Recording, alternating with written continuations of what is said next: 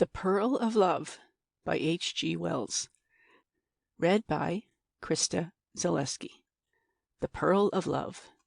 The pearl is lovelier than the most brilliant of crystalline stones, the moralist declares, because it is made through the suffering of a living creature.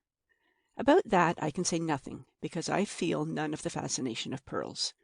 Their cloudy luster moves me not at all. Nor can I decide for myself upon that age-long dispute whether the pearl of love is the cruelest of stories, or only a gracious fable of the immortality of beauty. Both the story and the controversy will be familiar to students of medieval Persian prose. The story is a short one, though the commentary upon it is a respectable part of the literature of that period. They have treated it as a poetic invention, and they have treated it as an allegory meaning this, that, or the other thing. Theologians have had their copious way with it, dealing with it particularly as concerning the restoration of the body after death, and it has been greatly used as a parable by those who write about aesthetics. And many have held it to be the statement of a fact, simply and baldly true.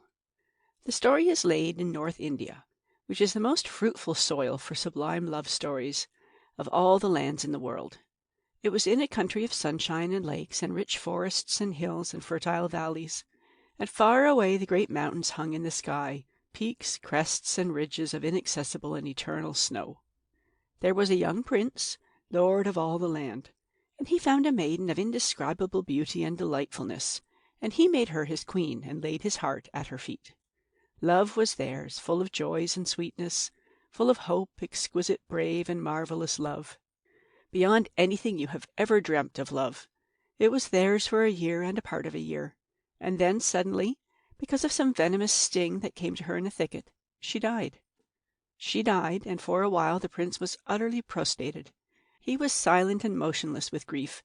They feared he might kill himself, and he had neither sons nor brothers to succeed him. For 2 days and nights he lay upon his face, fasting across the foot of the couch which bore her calm and lovely body. Then he arose and ate, and went about very quietly like one who has taken a great resolution. He caused her body to be put in a coffin of lead mixed with silver, and for that he had an outer coffin made of the most precious scented woods wrought with gold, and about that there was to be a sarcophagus of alabaster, inlaid with precious stones.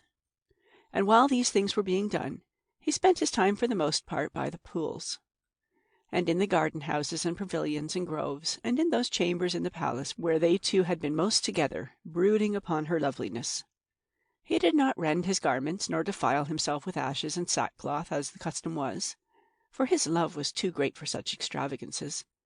At last he came forth again among his counsellors, and before the people, and told them what he had a mind to do. He said he could never more touch a woman.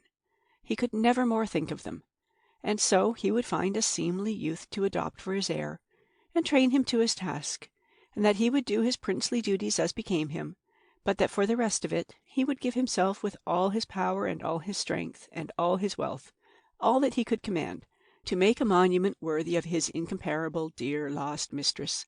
A building it should be of perfect grace and beauty, more marvelous than any other building had ever been or could ever be, so that to the end of time it should be a wonder, and men would treasure it and speak of it and desire to see it, and come from all the lands of the earth to visit it, and recall the name and the memory of his queen. And this building, he said, was to be called the Pearl of Love. And this his counsellors and people permitted him to do, and so he did. Year followed year, and all the years he devoted himself to building and adorning the Pearl of Love. A great foundation was hewn out of the living rock in a place whence one seemed to be looking at the snowy wilderness of the great mountain across the valley of the world. Villages and hills there were, a winding river, and very far away 3 great cities. Here they put the sarcophagus of alabaster beneath a pavilion of cunning workmanship, and about it there were set pillars of strange and lovely stone, and wrought and fretted walls, and a great casket of masonry bearing a dome and pinnacles and cupolas, as exquisite as a jewel. At first the design of the Pearl of Love was less bold and subtle than it became later. At first it was smaller and more wrought and encrusted. There were many pierced screens and delicate clusters of rosy-hued pillars, and the sarcophagus lay like a child that sleeps among flowers. The first dome was covered with green tiles, framed and held together by silver. But this was taken away again because it seemed close, because it did not soar grandly enough for the broadening imagination of the prince.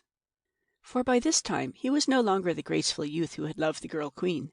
He was now a man, grave and intent, wholly set upon the building of the pearl of love. With every year of effort he had learnt new possibilities in arch and wall and buttress. He had acquired greater power over the material he had to use, and he had learnt of 100 stones and hues and effects that he could never have thought of in the beginning. His sense of colour had grown finer and colder. He cared no more for the enamelled, gold-lined brightness that had pleased him first, the brightness of an illuminated missal. He sought now for the blue colourings like the sky, and for the subtle hues of great distances, for recondite shadows and sudden broad floods of purple opalescence, and for grandeur and space. He wearied altogether of carvings and pictures and inlaid ornamentation, and all the little careful work of men. Those were pretty things, he said of his earlier decorations, and had them put aside into subordinate buildings, where they would not hamper his main design. Greater and greater grew his artistry. With awe and amazement the people saw the pearl of love sweeping up from its first beginnings to a superhuman breadth and height and magnificence. They did not know clearly what they had expected, but never had they expected so sublime a thing as this. "Wonderful are the miracles," they whispered, "that love can do." And all the women in the world, whatever the other loves they had, loved the prince for the splendor of his devotion. Through the middle of the building ran a great aisle, a vista, that the prince came to care for more and more. From the inner entrance of the building he looked along the length of an immense pillared gallery, and across the central area from which the rose-hued columns had long since vanished, over the top of the pavilion under which lay the sarcophagus, through a marvellously designed opening, to the snowy wildernesses of the great mountain, the lord of all mountains, 200 miles away. The pillars and arches and buttresses and galleries soared and floated on either side, perfect yet unobtrusive, like great archangels waiting in the shadows about the presence of God. When men saw that austere beauty for the first time, they were exalted, and then they shivered and their hearts bowed down. Very often would the prince come to stand there and look at that vista, deeply moved and not yet fully satisfied. The pearl of love had still something for him to do, he felt, before his task was done. Always he would order some little alteration to be made, or some recent alteration to be put back again. And one day he said that the sarcophagus would be clearer and simpler without the pavilion, and after regarding it very steadfastly for a long time, he had the pavilion dismantled and removed. The next day he came and said nothing, and the next day, and the next. Then for 2 days he stayed away altogether. Then he returned, bringing with him an architect and 2 master craftsmen and a small retinue. All looked, standing together silently in a little group, amidst the serene vastness of their achievement.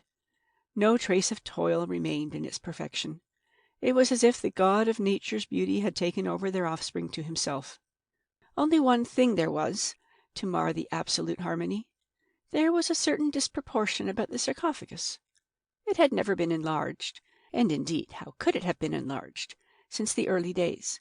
It challenged the eye, it nicked the streaming lines. In that sarcophagus was the casket of lead and silver, and in the casket of lead and silver was the queen, the dear immortal cause of all this beauty. But now that sarcophagus seemed no more than a little dark oblong that lay incongruously in the great vista of the pearl of love. It was as if someone had dropped a small valise upon the crystal sea of heaven. Long the prince mused, but no one knew the thoughts that passed through his mind. At last he spoke. He pointed. "Take that thing away," he said. End of The Pearl of Love.